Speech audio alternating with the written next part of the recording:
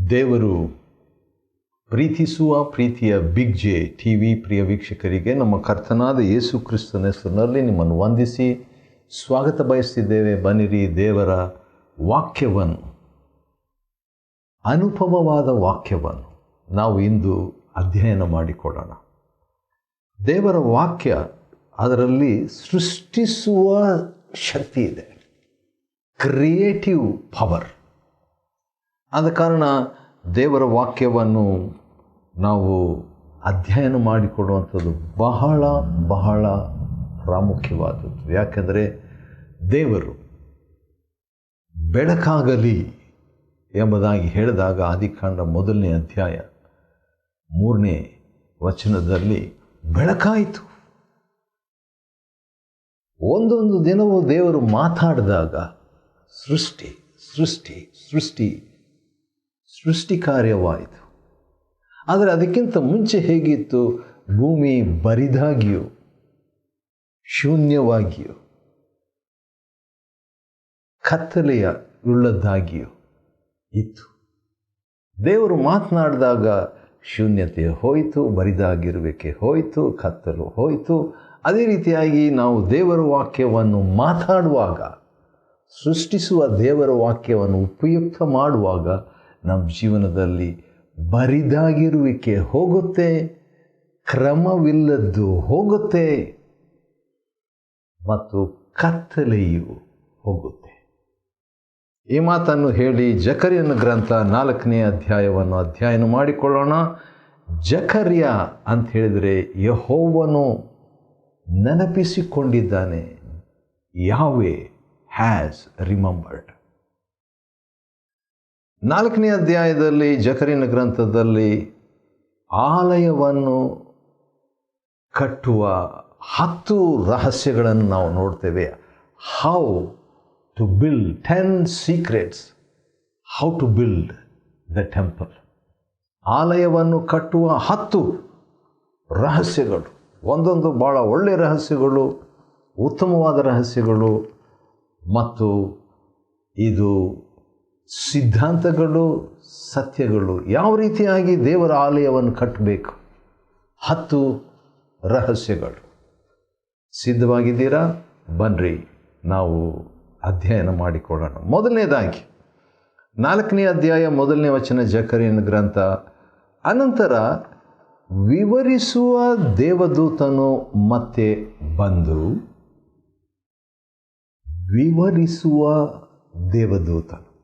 ಬಹಳ ಚೆನ್ನಾಗಿದೆ ಇದು. ದೇವರ ವಾಕ್ಯವನ್ನು ವಿವರಿಸುವ ಪರಲೋಕ ಸಂದರ್ಶಕನು ಈ ವ್ಯಕ್ತಿ.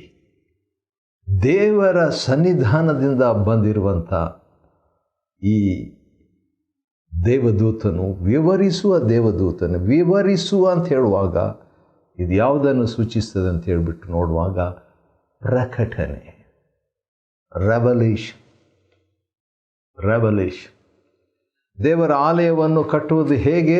ಪ್ರಕಟಣೆಯಿಂದ ಕಟ್ಟಬೇಕಾಗ್ತದೆ. ಒಂದು ಸಾರಿ ಯೇಸು ಸ್ವಾಮಿ ಜನರು ನನ್ನ ಬಗ್ಗೆ ನಾನು ಯಾರನ್ನುತ್ತಾರೆ ಅಂತ ಹೇಳಿದಾಗ ಒಂದು 3-4 ಆನ್ಸರ್ ಬಂತು. ಅದೇನೆಂದರೆ, ಕೆಲವರು ನಿನ್ನನ್ನು ಯೆರೆಮೀಯನು ಅನ್ನುತ್ತಾರೆ, ಕೆಲವರು ಸ್ನಾನಿಕನಾದ ಯೋಹಾನ ಅನ್ನುತ್ತಾರೆ, ಕೆಲವರು ಎಲಿಯನು ಅನ್ನುತ್ತಾರೆ ಎಂಬುದಾಗಿ ಬೇರೆ ಬೇರೆ ಆನ್ಸರ್ ಕೊಟ್ಟರು. ಆಗ ಯೇಸು ಸ್ವಾಮಿ, ನೀವು ನನ್ನನ್ನು ಯಾರನ್ನುತ್ತೀರಿ ಅಂತ ಹೇಳಿದಾಗ, ನೀನು ಬರಬೇಕಾಗಿರುವ ಕ್ರಿಸ್ತನು, ಜೀವಸ್ವರೂಪನಾದ ದೇವರ ಕುಮಾರನು ಎಂಬುದಾಗಿ ಪೇತ್ರನು ಉತ್ತರ ಕೊಟ್ಟಾಗ, ಮತ್ತಾಯ 16:16ರಲ್ಲಿ ಯೇಸು ಕರ್ತನಿಗೆ ಭಾಳ ಸಂತೋಷವಾಗಿರಬೇಕು.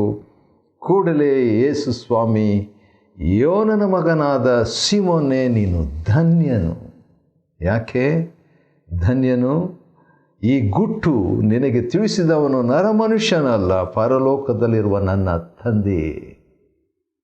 ಆ ರೀತಿಯಾಗಿ ಪ್ರಕಟಣೆ ಬಗ್ಗೆ ಹೇಳಿಬಿಟ್ಟು ಕೂಡಲೇ ನಾನು ನನ್ನ ಸಭೆಯನ್ನು ಕಟ್ಟುವೆನು, ಪಾತಾಳ ಲೋಕದ ಬಲವು ಅದನ್ನು ಸೋಲಿಸಲಾರದಂತ ಹೇಳ್ಬಿಟ್ಟು ಮತ್ತಾಯ 16:18ರಲ್ಲಿ ಯೇಸು ಕರ್ತನು ಹೇಳುವಾಗ ಏನಂತ ನೋಡ್ತೇವೆ? ಪ್ರಕಟಣೆ ಬಗ್ಗೆ 17ನೇ ವಚನ 18ನೇ ವಚನದಲ್ಲಿ ಸಭೆ ಕಟ್ಟುವುದು. ಅದೇ ರೀತಿಯಾಗಿ ಇಲ್ಲಿ 4ನೇ ಅಧ್ಯಾಯ 1ನೇ ವಚನದಲ್ಲಿ ಪ್ರಕಟಣೆ ಬಗ್ಗೆ ನಾವು ನೋಡ್ತೇವೆ. ವಿವರಿಸುವ ದೂತನು ಪ್ರಕಟಣೆಯನ್ನು ವಿವರಿಸುವ ದೂತನ ಬಗ್ಗೆ ಮತ್ತು ಆಲಯ ಆ ರೀತಿಯಾಗಿ ಕಟ್ಟತಕ್ಕದ್ದು. ಎರಡನೇದಾಗಿ, ವಿವರಿಸುವ ದೂತನನ್ನು ಮತ್ತೆ ಬಂದು ನಿದ್ರೆ ಹತ್ತಿದವನ ಹಾಗಿದ್ದ ನನ್ನನ್ನು ಎಚ್ಚರಿಸಿ. ಯಾರು ನನ್ನನ್ನು ಅಂತ ಹೇಳುವಾಗ ಜಕರ್ಯನು.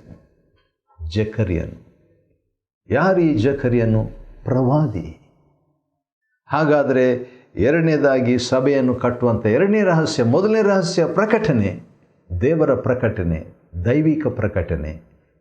ಎರಡನೇದಾಗಿ ನೋಡುವಾಗ ದೇವರ ಪ್ರವಾದಿ. ಪ್ರಕಟಣೆ ಅಲ್ಲ, ಪ್ರವಾದಿ. ದೇವರ ಆಲಯವನ್ನು ಕಟ್ಟಬೇಕಾದರೆ ಪ್ರವಾದನೆಯ ಮುಖಾಂತರವಾಗಿ ನಾವು ಕಟ್ಟಬೇಕು, ಪ್ರವಾದಿಯ ಮುಖಾಂತರ ಕಟ್ಟಬೇಕು. ಪ್ರವಾದಿ ಎಂಬುದಾಗಿ ಹೇಳಿದ ತಕ್ಷಣ ಹಾಗಾದರೆ ವಿಶೇಷವಾದಂಥ ಪ್ರವಾದಿಗಳ ಎಂಬುದಾಗಿ ಒಂದು ಪ್ರಶ್ನೆ ಬರ್ಬೋದು. ಅದಕ್ಕೆ ನಾನು ಒಂದು ವಾಕ್ಯದಿಂದ ಉತ್ತರ ಕೊಡಲಿಕ್ಕೆ ಇಷ್ಟಪಡ್ತೇನೆ. ಒಂದು ವಾಕ್ಯ ಯಾವುದಂತ ಹೇಳಿದ್ರೆ, ಅಪೊಸ್ತಲರ ಕೃತ್ಯ 2ನೇ ಅಧ್ಯಾಯ 19ನೇ ಅಥವಾ 17ನೇ ವಚನ ಈ ರೀತಿಯಾಗಿದೆ. 2:17, ಕಡೆ ಕಾಲದಲ್ಲಿ ದೇವರು ಎಲ್ಲ ಮನುಷ್ಯರ ಮೇಲೆ ತನ್ನ ಆತ್ಮವನ್ನು ಸುರಿಸುವನೆಂಬುದಾಗಿ ಹೇಳಿಬಿಟ್ಟು 2ನೇ ಅಧ್ಯಾಯ 17ನೇ ವಚನದಲ್ಲಿ, ಕಡೇ ದಿವಸಗಳಲ್ಲಿ ಎಲ್ಲ ಮನುಷ್ಯರ ಮೇಲೆ ನನ್ನ ಆತ್ಮವನ್ನು ಸುರಿಸುವೆನು, ನಿಮ್ಮಲ್ಲಿರುವ ಗಂಡಸರು ಹೆಂಗಸರು ಪ್ರವಾದಿಸುವರು.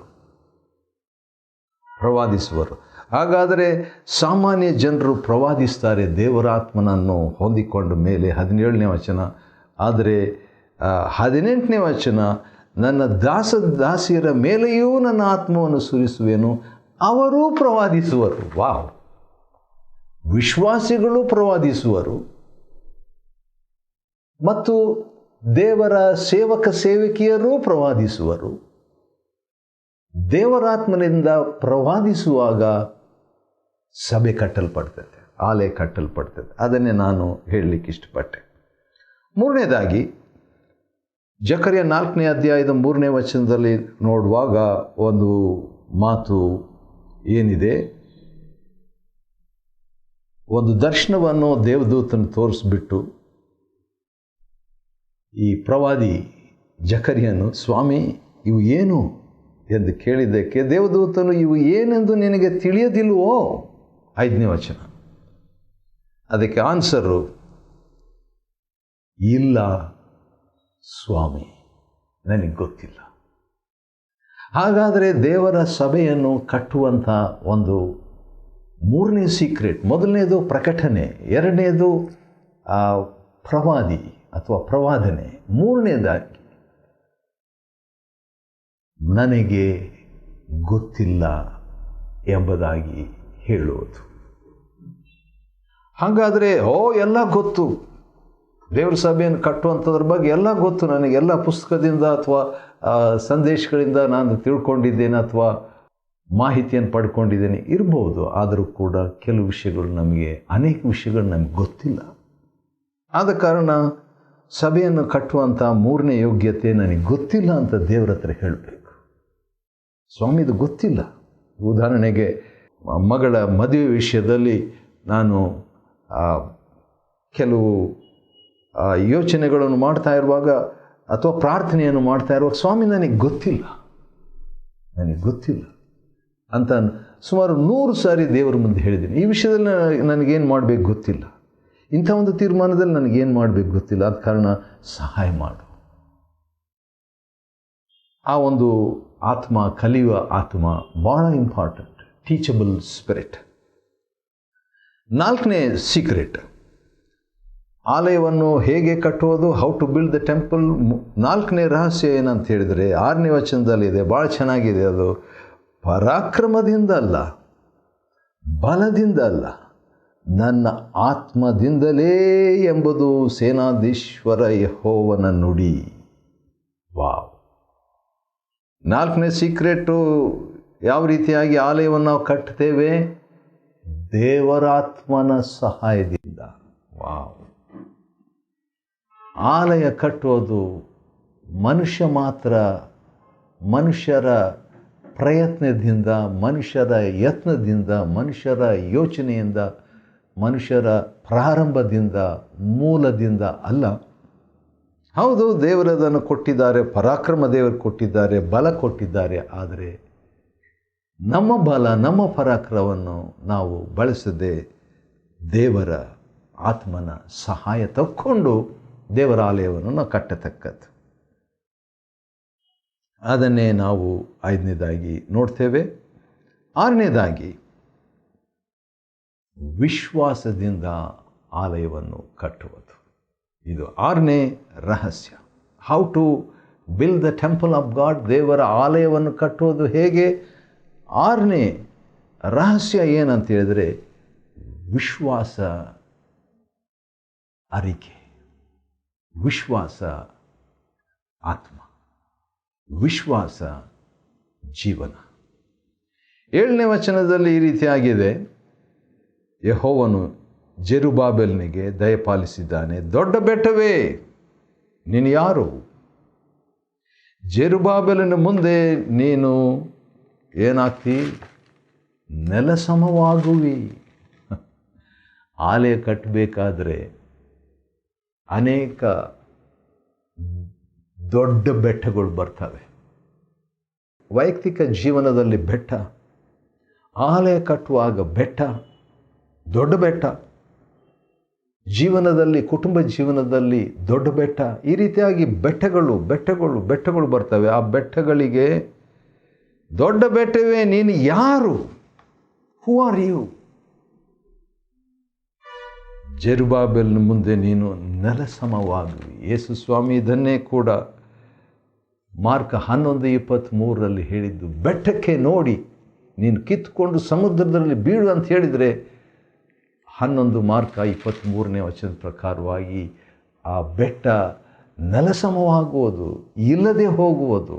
ಆ ಸಮಸ್ಯೆ ಎಂಬ ಬೆಟ್ಟ ಹೋಗ್ಬೋದು. ಒಂದೊಂದು ಸಮಸ್ಯೆಗಳು ಆ ರೀತಿಯಾಗಿ ಬರುವಾಗ ಏನಾಗ್ತದೆ? ಆಲಯ ಕಟ್ಟಲ್ಪಡ್ತದೆ. ಹೌದು, ಸಭೆಗಳನ್ನು ಕಟ್ಟುವಾಗ ನಾನಾ ರೀತಿಯ ವಿರುದ್ಧಗಳು, ಅಪೋಸಿಷನ್ಸ್ ಬಂದೇ ಬರ್ತವೆ.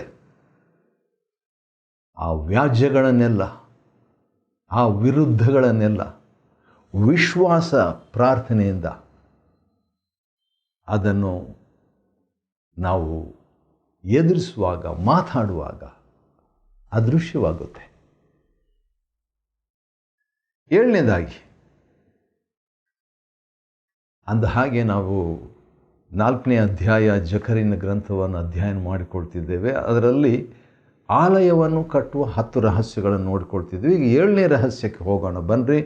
ಆ 7ನೇ ರಹಸ್ಯ 7ನೇ ವಚನದಲ್ಲಿದೆ. ಅದೇನಂತ ಹೇಳಿದರೆ, ಇದರ ಮೇಲೆ ದೇವರ ದಯೆ ಇರಲಿ ಎಂಬ ಜನಘೋಷವಾಗುವುದು. ಹಾಗಾದರೆ ಆಲಯವನ್ನು ಕಟ್ಟುವಂಥ 7ನೇ ರಹಸ್ಯ ಏನಂದರೆ ದೇವರ ದಯೆ, ದ ಫೇವರ್ ಆಫ್ ಗಾಡ್. ದೇವರ ದಯೆ 2 ಸಾರಿ ಬಂದಿದೆ. ದೇವರ ದಯೆ ಅಂತ ಹೇಳ್ಬಿಟ್ಟು. ಹೌದು, ದಯೆ ಎಂಬ ಪದದ ಮೂಲ ಅರ್ಥ, ಮೂಲ ಭಾಷೆ ಹೀಬ್ರೂ ಭಾಷೆಯಲ್ಲಿ ಖಾನಾನ್. ದಯೆ ಅಂದರೆ ಖಾನಾನ್ ದೇಶ ಅಂತ ಹೇಳ್ತೀವಲ್ಲ, ಖಾನಾನ್ ಅಂತ ಹೇಳಿದರೆ ಬಾಗುವುದು, ಕೃಪೆ, ಕರುಣೆ, ಪ್ರಾರ್ಥನೆ ಎಂಬ ಅರ್ಥ ಕೊಡ್ತದೆ ಆ ಖಾನಾನ್ಗೆ. ಹಾಗಾದರೆ ಆಲಯವನ್ನು ಕಟ್ಟುವುದು ಹೇಗೆ? ಖಾನಾನಿನ ಮುಖಾಂತರ, ದೇವರ ಮೆಚ್ಚುಗೆ ಮುಖಾಂತರ, ದಯೆಯ ಮುಖಾಂತರ. 8ನೇದಾಗಿ, 8ನೇ ಸೀಕ್ರೆಟ್, ದೇವರ ಆಲಯವನ್ನು ಕಟ್ಟುವುದು ಹೇಗೆ ಅಂತ ಹೇಳಿದರೆ 9ನೇ ವಚನದಲ್ಲಿ ಈ ರೀತಿಯಾಗಿ ಬರೆದಿದೆ. 4ನೇ ಅಧ್ಯಾಯ ಜಕರಿಯನ ಗ್ರಂಥ 9ನೇ ವಚನದಲ್ಲಿ, ಜೆರುಬ್ಬಾಬೆಲನ ಕೈಗಳು ಈ ಆಲಯದ ಅಸ್ಥಿವಾರವನ್ನು ಹಾಕಿವೆ. ಆಲಯವನ್ನು ಯಾರು ಕಟ್ತಾರೆ? ಜೆರುಬ್ಬಾಬೆಲ್ನವರೇ ಕಟ್ಟೋದು. ಜೆರು ಅಂತ ಹೇಳಿದರೆ ಇಳಿಯುವ, ಬಾಬೇಲ್ ಅಂದರೆ ಗಲಿಬಿಲಿ. ಗಲಿಬಿಲಿಯಿಂದ ಇಳಿಯುವವರು, ಗಲಿಬಿಲಿಯಿಂದ ಹೊರಬರುವವರು, ಗಲಿಬಿಲಿಯನ್ನು ದಾಟಿದವರು, ಅವರೇ ಆಲಯವನ್ನು ಕಟ್ಟುವವರು. ಜೆರುಬಾಬೇಲ್ ಅಂತ ಹೇಳಿದರೆ ಫ್ರಮ್ ಬಾಬೇಲ್. ಬಾಬೇಲ್ ಅಂದರೆ ಗಲಿಬಿಲಿ. ಆಶ್ಚರ್ಯ ಅಲ್ವಾ? ಹೌದು. ದಾವಿದನ ಬಗ್ಗೆ ನೆನಪಾಯಿತು. 2ನೇ ಸಮುವೇಲ 7ನೇ ಅಧ್ಯಾಯದಲ್ಲಿ ದಾವಿದನು ಒಂದು ಆಶೆ ಇತ್ತು ಅವನಿಗೆ, ನಾನು ಆಲಯ ಕಟ್ಟಬೇಕು. ತನ್ನ ಸ್ನೇಹಿತನಾದ ನಾಥಾನ್ ಅಂತ ಹೇಳಿದರೆ ವರ, ಯೆಹೋವನ ವರ ಅಂತ ಒಬ್ಬ ಸ್ನೇಹಿತನು ದಾವಿದನಿಗಿದ್ದು, ನಾನು ಆಲಯ ಕಟ್ಟಬೇಕಂತಂದರೆ ಕಟ್ಟು ಅಂತ ಹೇಳ್ತಾನೆ. ಆನಂತರ ಆ ರೀತಿಯಾಗಿ ಪ್ರವಾದನೆ ಹೇಳಿಬಿಟ್ಟು ನಾಥಾನ್ ಹೋಗ್ತಾ ಇರುವಾಗ ದೇವರು ಹೇಳ್ತಾರೆ, ಇಲ್ಲ, ದಾವಿದನ ಕಟ್ಟಬಾರ್ದು. ಯಾಕಂದರೆ ಅವನು ಗಲಿಬಿಲಿಯ ವ್ಯಕ್ತಿ ಅಥವಾ ಯುದ್ಧ ಮಾಡುವ ವ್ಯಕ್ತಿ. ಎಲ್ಲಿ ನೋಡಿದ್ರು ಯುದ್ಧ, ಫೈಟ್. ಜಗಳ ಮಾಡುವವರು ಆಲಯ ಕಟ್ಟುವುದಕ್ಕೆ ಆಸ್ಪದವಿಲ್ಲ. ಆದರೆ ಅವನ ಮಗನಾದ ಸೊಲೊಮೋನ್ ಅಂದರೆ ಸಮಾಧಾನ ಪುರುಷರೇ ಆಲಯವನ್ನು ಕಟ್ತಾರೆ. ಗಲಿಬಿಲಿಯಿಂದ ಇಳಿಯುವವರು, ಬಾಬೇಲಾಗಿರುವವರು, ಬಾಬೇಲ್ನಿಂದ ಇಳಿದಂಥವರು, ಹೊರ ಬಂದಂಥವರು. 70 ವರ್ಷಗಳು ಇಸ್ರಾಯೇಲ್ ಬಾಬೇಲ್ನಲ್ಲಿದ್ದರಲ್ಲ, ಅವರು ಯೆರೂಸಲೇಮಿಗೆ ಸಮಾಧಾನದ ಪಟ್ಟಣಕ್ಕೆ ಬಂದಾಗ ಅವ್ರು ಕಟ್ಟುವುದಕ್ಕೆ ಆ ಯೋಗ್ಯತೆಯನ್ನು ಪಡ್ಕೊಂಡ್ರು. ಅದೊಂದು ಸೀಕ್ರೆಟ್ ಅಂತ ಹೇಳನ್ರಿ. ಅದು ಎಲ್ಲಿಗೆ ನಡೆಸ್ತದೆ ಅಂತ ಹೇಳಿದರೆ 9ನೇ ಒಂದು ರಹಸ್ಯಕ್ಕೆ ನಡೆಸ್ತದೆ. 9ನೇ ರಹಸ್ಯ ಏನಂತ ಹೇಳಿದರೆ 10ನೇ ವಚನದಲ್ಲಿದೆ. ಅದೇನಂತ ಹೇಳಿದರೆ, ಜೆರುಬಾಬೇಲ್ನ ಕೈಯಲ್ಲಿರುವುದನ್ನು ಸಂತೋಷದಿಂದ ನೋಡುತ್ತವೆ. ಯಾರು? 7 ಕಣ್ಣುಗಳು. ಯಾರ ಕಣ್ಣುಗಳಿದು 7 ಕಣ್ಣುಗಳು? ಯೆಹೋವನ 7 ಕಣ್ಣುಗಳು. ಜೆಹೋವಾ 7 ಐಸ್, 7 ಕಣ್ಣುಗಳು ಅಂತ ಹೇಳುವಾಗ ಆತನಿಗೆಲ್ಲ ಗೊತ್ತು ಅಂತ ಅರ್ಥ. ಮತ್ತು ಅದೆಂಥ ಕಣ್ಣುಗಳಂತ ನೋಡುವಾಗ ಸಂತೋಷದ ಕಣ್ಣುಗಳು. ಹಾಗಾದರೆ ಆಲಯವನ್ನು ಕಟ್ಟುವಂಥ 9ನೇ ರಹಸ್ಯ ದೇವರನ್ನು ಸಂತೋಷಪಡಿಸುವುದು. Making God happy. 1 ಕೊರಿಂಥ 10ನೇ ಅಧ್ಯಾಯ 5ನೇ ವಚನದಲ್ಲಿ ಲಕ್ಷಾಂತರ ಜನರು ಇಸ್ರಾಯೇಲರಿದ್ದರು. ಲಕ್ಷಾಂತರ. ಆ ಗಂಡಸರೇ 6 ಲಕ್ಷ ಇದ್ದರಂತೆ, ಹೆಂಗಸರು, ಮಕ್ಕಳು, ಲೇವಿಯರು, ಮಿಶ್ರ ಜನಾಂಗದವರು, ಇವರೆಲ್ಲ ಸೇರಿ 30, 40, 50, 60 ಲಕ್ಷ ಜನರು ಇದ್ದಿರ್ಬೋದು. 60 ಲಕ್ಷ ಜನರಲ್ಲಿ ದೇವರು 2 ವಿಷಯದಲ್ಲಿ ಮಾತ್ರ ಸಂತೋಷವಾಗಿದ್ದಂತೆ, ಯೆಹೋಶುವ, ಕಾಲೇಬ್. ಹಾಗಾದರೆ ಹೆಚ್ಚಿನಾಂಶ ಜನರು ಆಲಯ ಕಟ್ಟುವಂಥ ಒಂದು ಅವಕಾಶ ಅವ್ರಿಗೆ ಇರಲಿಲ್ಲ. ಆಲಯವನ್ನು ನೋಡಿದರು, ಆದರೆ ಕಟ್ಟಲಿಲ್ಲ. ಕಾನಾನ್ ದೇಶವನ್ನು ಕಟ್ಟಿದಂಥವರು, ಒಳ ಪ್ರವೇಶಿಸಿದಂಥವರು, ದೇವರಿಗಾಗಿ ಏನೋ ಸ್ಥಾಪಿಸಿದಂಥವರು ಯೆಹೋಶುವ, ಕಾಲೇಬ್ ವಿಶ್ವಾಸ ಪುರುಷರು. ಸರಿ, 10ನೇದಾಗಿ ಮತ್ತು ಕೊನೆಯದಾಗಿ ನಾವು ನೋಡುವಾಗ ಯಾರಿವರು 2 ವ್ಯಕ್ತಿಗಳು ಅಂತ ಹೇಳ್ಬಿಟ್ಟು ನೋಡುವಾಗ ಸನ್ನಿಧಿ ಸೇವಕರು ಎಂಬುದಾಗಿ ಹೇಳಲಾಗಿದೆ.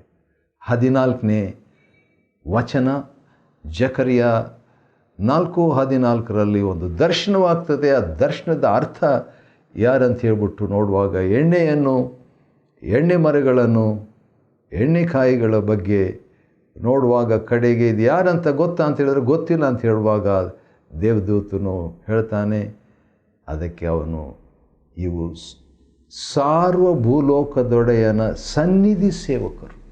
ಸನ್ನಿಧಿ ಸೇವಕರಂದರೆ ಪ್ರಾರ್ಥನೆ ಮಾಡುವ ಸಾಕ್ಷಿಗಳು.